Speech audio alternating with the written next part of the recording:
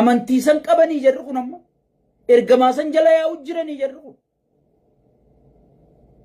warri garaa isaanirraa guddachuu dadhabe kun sheekotiin hiltantun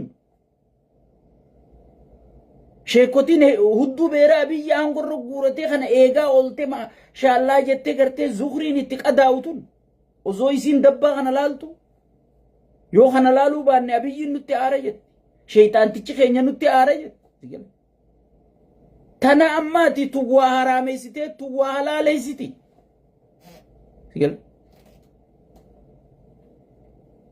tuwwaa haraameessitee tuwwaa halaaleessiti akkuma abbaa gadaa abbaa hudduu jennee dhiifnetti abbaa durgoo jennee dhiifnetti sheekotii khaadiree sigalee khaadireen qushaashni maqaa sheekaatiin daldaltu sigalee qushaashni tun gartee ummata bakka hajji jetteeti bar ummata irraa maallaqa fuutee ummata folloysu jirti bar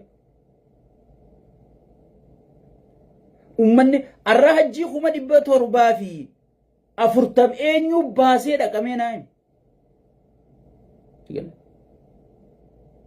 mee eenyu baasee dhaqa isaan maallaqa kana fuudhaniiti sheeyxaanticha isaanii kennanii sheeyxaantichi durooyiniin bite ilmaan muslima irra darbaa jechuudha wallagga keessaa namni buqqee ilmaan muslimaati takka gabbaatee sagalee taate jimma keessaa namni rakkachuu jiru ilmaan muslimaati takka gabbaatee sagalee taate arsii keessatti sheekha imaama masgiidaa guddaa ajjeesanii akka namni tokkochiin fuune waraabeysa nyaachisan sheekotiin har'a gartee maarreen haraami miitirkishoon haraami jettu tun takka gabbaatee sheekha sanii sagalee taate maaliif sheeni sun sheekha dhugaatii jechuudha sheekha akka ergamaa keenya irratti quraanni bu'ee fi hadiisa ergamaa keenya sirritti ozoon itti ni daane ozoon irraan irrifne oofuu jechuudha sheekha garaan hin binne jechuudha sheekha dhugaa kaniinaan gartee ummata isaatii wajji beeltii gangalchuu jirti siin juusanii jechuudha amma tanaa jimaa halaalchee jimaa haraameysa tanaa jimaa haraalchee jimaa haraameysa meenaayim jimisii haa godhu mee tanaaf deebii kennitanii mee rabbi sodaadhu namoota garii keenya afaaniin ajaa'iba as keessa jirtanii na laalu jirtanii keessaan na dhuftanii jimaan akkana ta'e maarreen akkana ta'e hay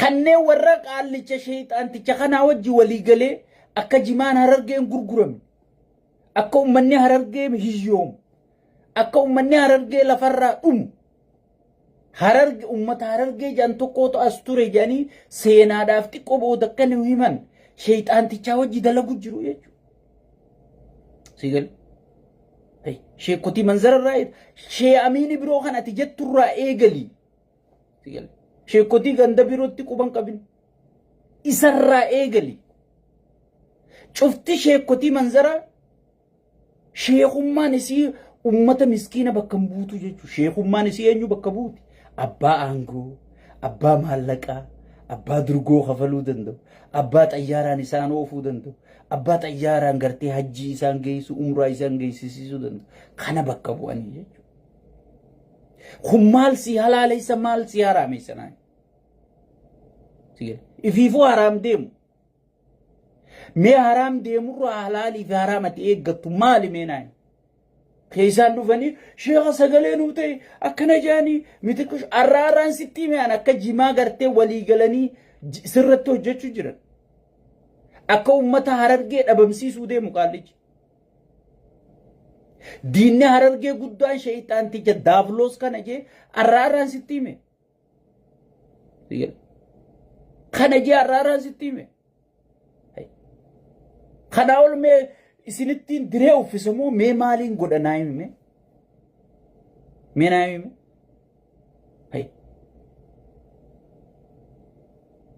ummata kee ajjeesu jira ummata tokko hoggii wanta gootu ni hiyyoomsita hiyyoomsee gibiraan gidirsee manarra diigee meemma bakka mana diigansa bakka takka waan isa mee wanni isaan jaaran maaltu jira karaa kanarra ifaa dadhaabanii way harar numa tolte jan mana oromoo miliyoona meeqa diiganii beeku إفا بلجي خنا دابنيتي وي هرر نما تولتي وي درلوان نما تولتي سيقال mana miliyoona meeqa baasuu ichi diigame beekan ifaa tokko ichi dhaabuudha ifaa chaayinaa tokko ka billi juu ichi dhaabuudha sigale mana meeqa diiganii jechuudha muslima meeqa ala baasanii boochisanii jechuudha quraana meeqa ibidda roobatti roobsisanii cicciramee quraanni sagaraa keessatti haramee jechuudha sheekotiin manzaraatuun kanaaf sagalee taate guyyaa ummanni keenya rabbi sodaadhaa jimaan kun yoo ummatan fayyenne waan ummanni kun itti ilmaan guddifatu takkaa warshachi dhaabdaaf takkaa dalaga bantaaf waan gartee bakka jimaa kana bu'ee ummanni kun dalagachuu danda'u naggadachuu danda'u itti godhaafi suuta suutaan akkasi kuchiifta osoo mootummaa sammuu qabu duriyyee gaarbeja wasaaqa qushaasha osoo ta'uu baatte sigale waan gartee naayilojii takkan qabne osoo ta'uu baatte sigale fiddeeti dargaggoota kanaaf dalagaa bantee mana barumsaa kana gadhiiftee kunaa baratu kun warshaa tokko fiddee takkaa warshaa daabboo haa ta'u takkaa warshaa waan fedhee haa ta'u fiddee ummata kana dalagaan biizii goota akka isaan hin qamaane akka isaan irraanfatan dalagaa kana nayixaa jechuudha sigale namni bakka dalagaa tana dhuftanii warshaa kana keessa dalaytan jimaa qabattanii dhufuu hin dandeessan jetta namni irraanfataa dhufa namni galii harkannaan jimaaf irraa dhiisaa dhufaa jechuudha gale jimaaf irraa dhiisaa dhufaa jechuudha akkasis silaa namni akkanumatti gartee ummatarra jonosaayidii ummata guutuu fichisiisu jira takkaa isaanii ummanni keenya waan itti mataa qabatuun qabu mootummaan kana godhuun qabu jee sheekotii manzaraa tanatu dura dhaabbattu gartee hin jirtu jechuudha. Boorabbi oliin isaa adeemu diina ol qabee maarree ol qabee miixirqisha ol qabee siinja mee diina maal qaba diina barka ol qabee ijoollee kiristaanaa ijoollee muslimaa ijoollee waaqeffataa tagartee daawun wayyaanee jettee bakka takkatti awwaalamte sanii bar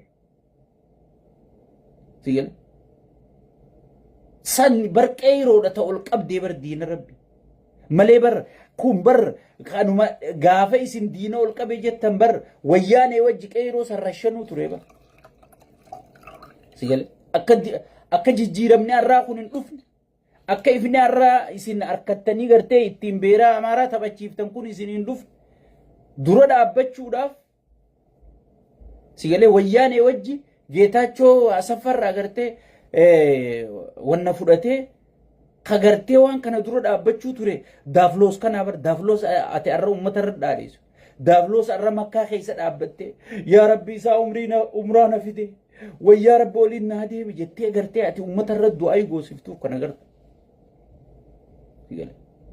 kun bara akka jijjiiramni kun hin dhufneef jijjiirama dhiibatee gartee harkaa dhufe malee akka dhufneef dura dhaabbatee qeeroo rashansiisaa ture isaa lammaa magarsaati hundi isaanii dhiibatee harkaa dhufe malee sigale warra bar rashansiisaa ture bar taayyee arra hidhame kana fa'a barka jijjiirama kana gaafas illee mana dukkanaa keessa hidhaa jira bar taayyee gaafa qeeroon inni uume ala kanaa barooddu inni mana dukkanaa taayyee fa'a bar ka jijjiirama arraa ati ittiin bashannantu ittiin hiltan ooltu kana ittiin tikeeta sii muranii muhaadaraa deemtu kana ittiin tikeeta sii muranii umraa gartee nuti tara takkaa godhuu dadhabne marra dhibba gootu kana sigale taayyee fa'a barka hidhamee fide arra silaa isa fa'aaf sagalee taataa bar jimaan haraamii maarreen haraamii dhiifte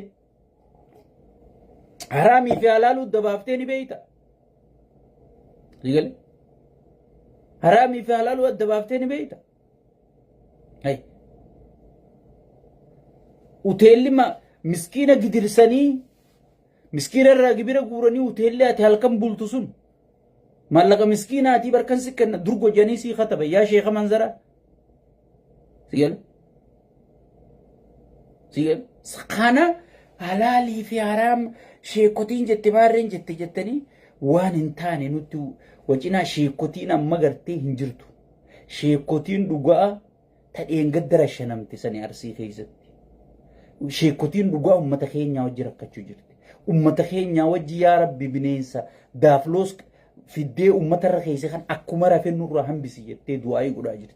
Yakkuun jechaa jirti jechuudha uummataa wajji. Uummataa wajji gibiraan gidirfamaa jirti jechuudha. Uummataa wajji buusii milishaatiin gartee gidirfamaa jirti jechuudha. Uummataa wajji gartee shanee nurraa eegijanii kaadireenii fi gartee mana dubra gangalchaa barcaa godhaa halkan isaa dachi akaafachaa guyyaa oole halkan alaa dhaabdii jechuudha. Sheekha dhugaa sani sheeyni dhugaa kan nuti beeku. Kun kaadireedha jechuudha. Kanneen amma waa haraameessu waa halaaleessu sin danda'anii fi waa haraam deemu. Haareetti deebi'anii shaadaa qabatanii gartee as deebi'anii wanna ta'an malee kanneen fi warra daalaa'ina rabbii gadhiise. Kana gartee haraamii fi halaal inni sitti haasa'u dhageessee asirraa wacin usii jimaa kee dhash godhii qame gurguradhu hanga dandeessu. Sheexaanni nuus laa gurguruu sitti hin dhiisu. Daafloos ilmi isaaniitu sigalee gurguruu sitti hin dhiisu. Haga rabbi sii laaffise gurguradhuun siin jedha. Gurguradhu. Jabaadha.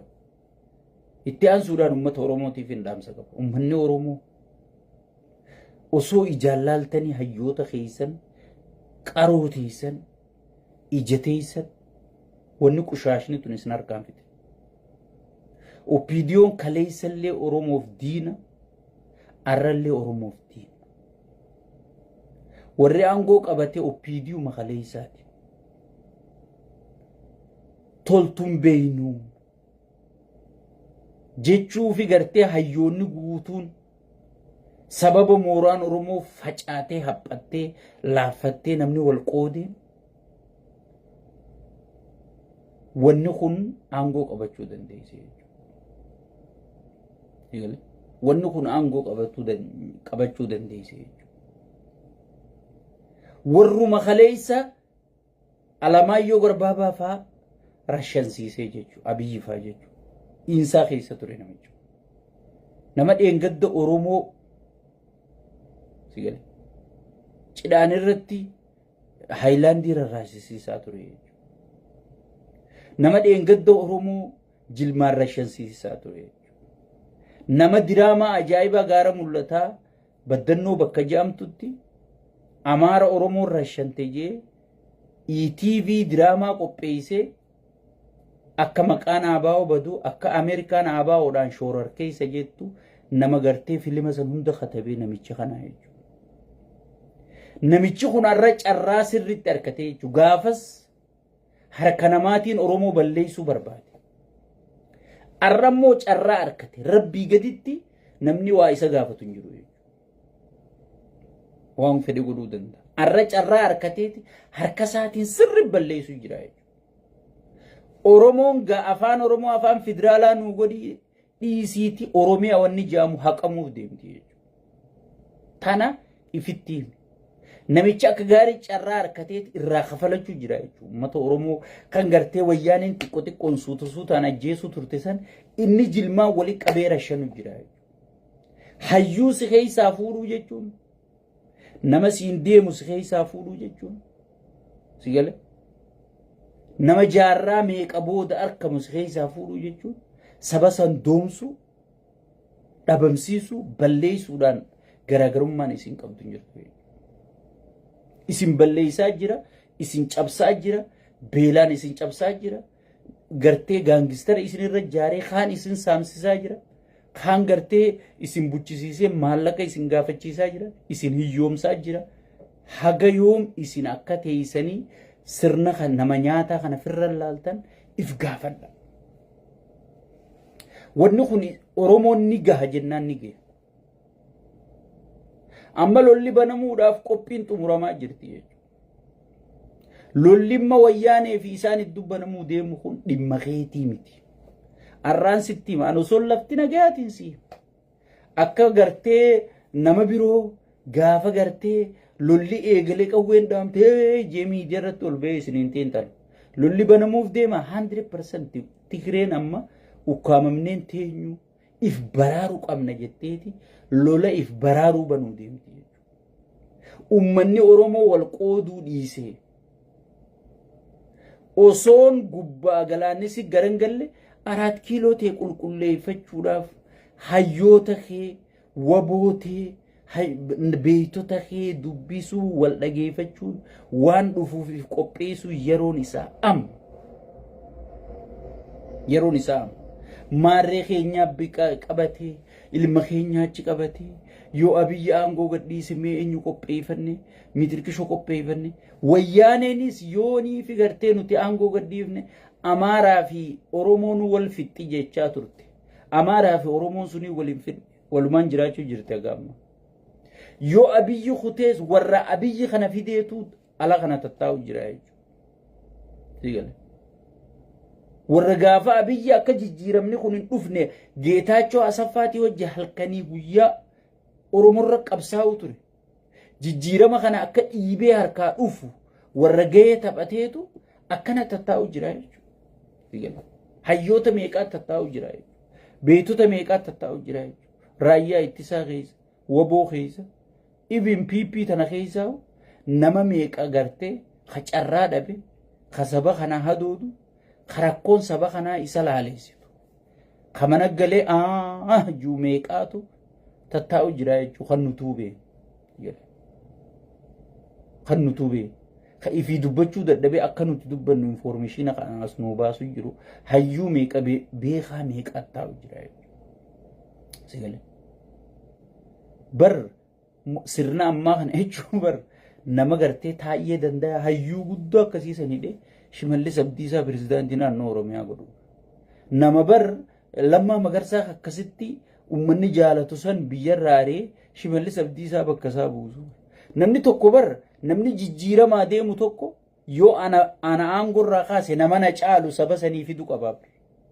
Namni sabaa hojjechuu deemu, namni biyyaa hojjechuu deemu, hoggii nama tokko kaasu hanqina qabdaa jee kaasaa jechuudha. Sirriitti uummata hin tajaajille jee kaasaa. Sigale. Hay kanaa gadii gaafa sii fide. Kaaga kiyya dubbachuun beeyi. Kaaga kiyya yaaduu hin dandeenye. Kaaga kiyya jaalala hin qabne. Kaaga kiyya dhageettii hin qabne. Kaaga kiyya uummata kanaan hadoonne yoo nama naa gadii fide namni sun beeki diina keetii jechuudha. Sigale. Sirri si miidhuu deemu malee wanni inni si fayyaduu deemu hin jirtu jechuudha. Saba koo dammaqe. Filmaata kanaa booda namichi filmaata maaltu jira miti inni fakkeesseetuma filmaata moonee jechuu deemu. Sigale. Filmaanni naannoo Tigraayitti hin gaggeeffamu. Amaara keessattis haga tokko fakkeessanii footoo fakkaasaniitu namichi gartee nama qaanfatuu miti. Wallaahi billaahi udaan isaa hudduu qubeef kaa'eef keessaa fuudhee harkanni deemaan namichi sun. Nama qaanii takka beekuu miti. Ya macarrashaa wasakno qushaasha irra dhuma macarrashaa ilma namaati. Dhiirti barboo'if qaanfatti barna namni kun maal naan jaallee. Bakka namichi kursiisaa malee waa takka namni maal naan yaadu. Amma inni isin gartee inni qaanfataa minaamin faajeen namni dudubbata. Abiyyi nama qaanfatu miti bakka qaaniin bultanii hin bulle. Sigale. Saniifu ummanni keenya kana gartee yoo inni ka'e maaltu dhufa maal qopheeffanne minaamin jettanii ifin rakkisinaa wajjin rakkatinaa kananii darbinaa qophaawaa wanni isaa hundi dhumattee hayyoonni itti qophaa'u jiran keessaa fi alaa wal dhaga'anii wal dubbisu jiran dippiloomaasonni biyya guutuudhaa itti qophaa'u jira. Sigale amma Ameerikaan baatii takka keessa marra lama itti dawwalte hudduu qabaddu amma booda haasawa gartee waa'ee Iltiraatii fi waa'ee ollaa haasoitu kana hudduu qabadduudhaa biyya deengaddafaa waarningi irraa dhumaatti kennanii jechuudha. Amma booda afuroo baasuun taa'u galaanoo jee sheexaanni wasayini. Sigale saniifu addunyaan guutuu fuulatti guurtee jirti kana fayyadamne 4 kiiloo teenya akka namni nu duran to'anne tokkummaan akka to'annu isiniin jaa nagaan naa jiraadhaa baay'ee isin jaalataa kaabbutaati sheekka abbutaa waan juu kanallee jibbeetiin jira waan wasaka tanaa jecha. Sigale wasaka sheekkotii manzaraa tanaa jecha kaabbutaa baay'ee isin jaalataa nagaattiin isiniin jaa firii taayee danda'a jaa. Sigale taayee danda'a dhugaa qabsoo Oromootu ummata Oromoo baasa. Firii hoggii jennu gartee sheexaana kana baasaa miti dhugaan sun dhuftee haa baaftu jechuudha. Nagaatti.